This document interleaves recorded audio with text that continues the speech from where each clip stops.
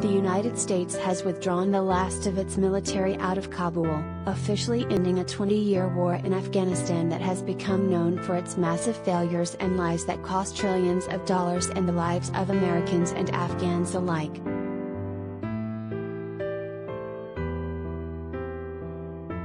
The last C-17 plane departed from Afghanistan on Tuesday at 3:29 p.m. Kabul time, putting an end to the country's withdrawal, which was rushed by the Taliban's quick takeover and threatened by a deadly suicide attack that the Islamic State's affiliate in Afghanistan claimed responsibility for.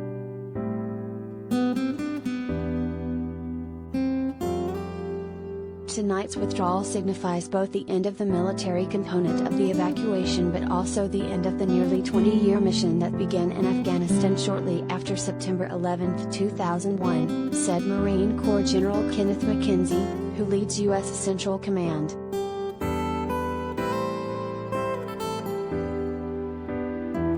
McKenzie added that he can say with 100% certainty that every single U.S. service member is now out of Afghanistan and that there were no evacuees left at the airport when the last U.S. flight left Kabul.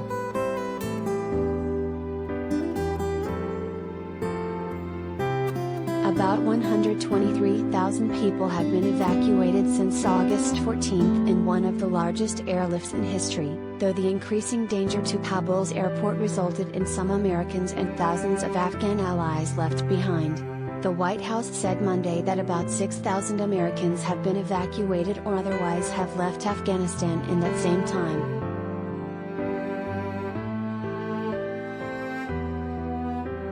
The Pentagon said there were no non-military Americans on the last military flights and that it believes the number of Americans left in the country is in the very low hundreds.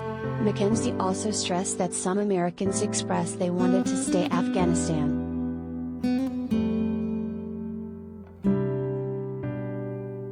I believe our Department of State is going to work very hard to allow any American citizens that are left in Afghanistan to be able to leave, he said. I believe that we're going to be able to get those people out. I think we're also going to negotiate very hard, very aggressively to get our other Afghan partners out. The military phase is over, but our desire to bring these people out remains as intense as it was before.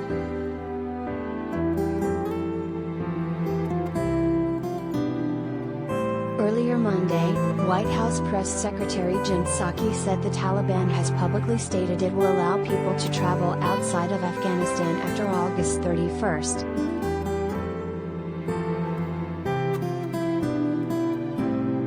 That does not mean we trust what they say, but there is an enormous amount of international leverage, Psaki said. There is a discussion about what our diplomatic presence may look like moving forward. Our current plan is to not have an ongoing diplomatic presence in Afghanistan for now, but the U.S. would like to find ways to work with Afghans.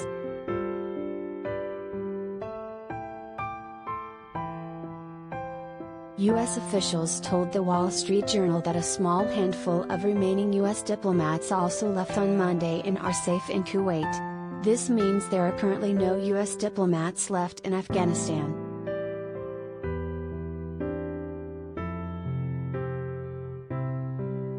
The U.S. deadline to fully withdraw its military from Afghanistan came on the heels of a suicide bomb that killed 13 U.S. service members and about 180 Afghans near Kabul's international airport. President Joe Biden vowed at the time to retaliate against those responsible for the attack, but said the U.S. would continue its evacuation operation.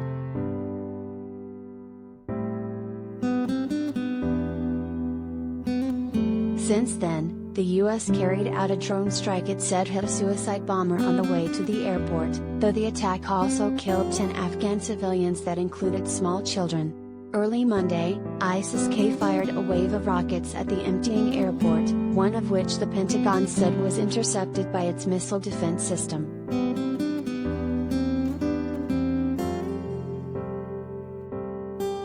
They remain a very lethal force, and I think we would assess that probably there are at least 2,000 hardcore ISIS fighters in Afghanistan now, and, of course, many of those come from the prisons that were opened a few days ago, McKenzie said of ISIS-K, which is considered more radical than the Taliban and a hurdle for the Taliban's ability to rule the country.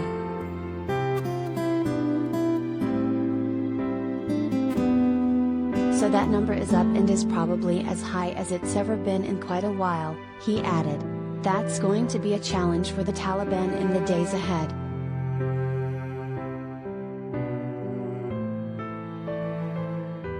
Biden released a statement after the Pentagon press conference saying he will address the country Tuesday afternoon on his decision not to extend the U.S. presence in Afghanistan beyond August 31, a move that has drawn polarized reactions. The president has asked Secretary of State Antony Blinken to lead the continued joint mission with international partners to ensure safe passage for any Americans, Afghan partners and foreign nationals who want to leave Afghanistan.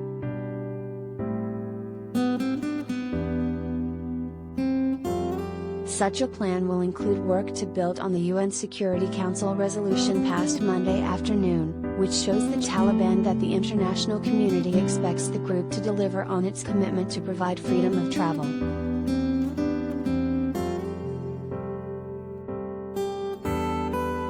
For now, I urge all Americans to join me in grateful prayer tonight for three things, Biden said.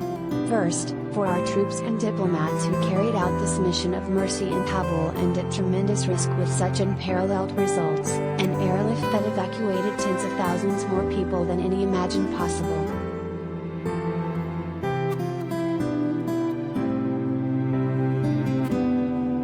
Second, to the network of volunteers and veterans who helped identify those needing evacuation, guide them to the airport and provide support along the way. And third, to everyone who is now, and who will, welcome our Afghan allies to their new homes around the world and in the United States.